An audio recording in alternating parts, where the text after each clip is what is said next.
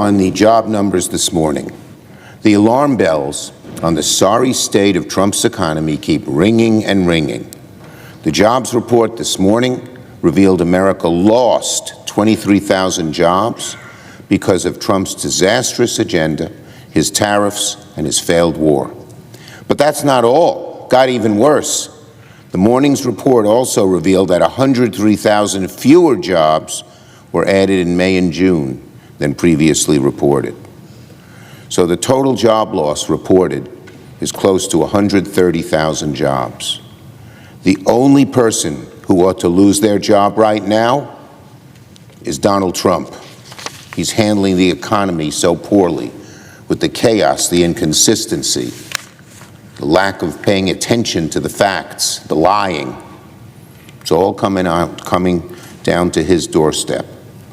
Trump sowed mayhem in our economy with his costly war, with his chaotic and inconsistent economic policies, and with his nonstop corruption.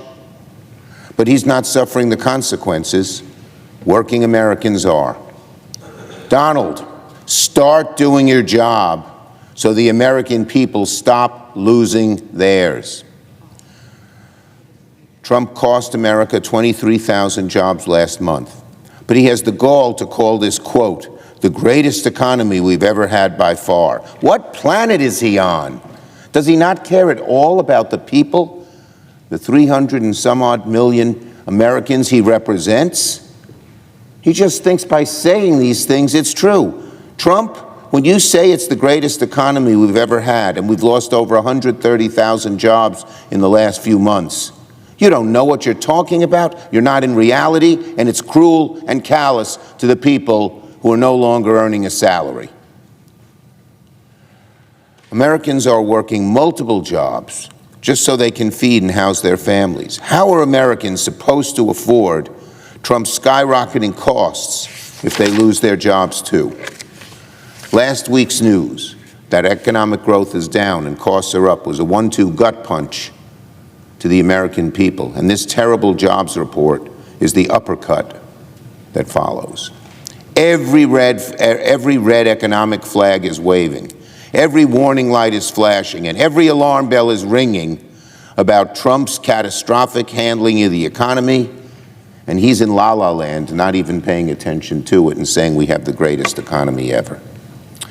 On Russian sanctions, if we want to stop the bloodshed Russia unleashed on Ukraine, we have to make it clear to Putin that he's fighting a losing battle. The Russia sanctions bill sends an unmistakable message to Moscow that America will back Ukraine to the hilt, that we will look for new ways to back Ukraine. Lindsey Graham was searching for those ways for a long time, and today his wishes, even though he's no longer with us, are likely to achieve fruition. The Russian sanction bill will make it clear to Moscow that America will back Ukraine to the hilt. The Russian sanctions bill sends an unmistakable message to Putin that we will oppose him for as long as it takes to defeat him. I've long said that supporting Ukraine in its fight against Russia's illegal invasion is about protecting the United States and our future generations as much as it is about supporting Ukraine. Just this morning, the Wall Street Journal reported that U.S. intelligence is now warning Putin may try a limited assault on NATO in the coming months and years to test our resolve. Putin's ambitions beyond Ukraine have long been clear to all of us who have fought tooth and nail to support Ukraine. Putin wants to test America's resolve because he doubts Trump's resolve. That's what happens when Trump tries to placate the Russians at every turn. And now Congress, bipartisan, with Lindsey Graham looking down upon us, is saying, even if Trump doesn't get it, the danger that Putin presents, we do, and we're taking strong action. We need to show Putin he's dead wrong about questioning our strength, and this bill is an important step in that direction. The legislation is going to help drain Putin's war chest and give Ukraine the tools to defend itself.